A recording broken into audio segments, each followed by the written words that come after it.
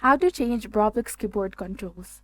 Hello and welcome back to our channel. In this video presentation, I'll address your queries regarding how to modify Roblox keyboard controls and whether it is feasible to do so. When you enter an experience and pause the game by hitting escape, you will encounter two relevant options: confirming and altering the game controls. By navigating to the help section, you can access the default key binds to understand how to navigate, equip items, and grasp the basic controls of the game. Clicking on any of these options will merely provide information without the ability to alter them. While you can use this to learn about each keyboard button's function in relation to Roblox, changing them is not possible from this interface.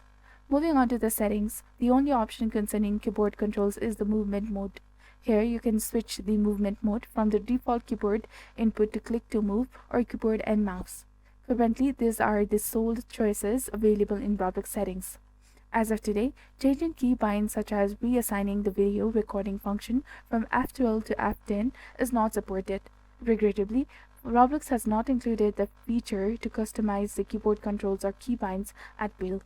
This absence of such a basic functionality is puzzling, but at present it remains unchangeable within Roblox.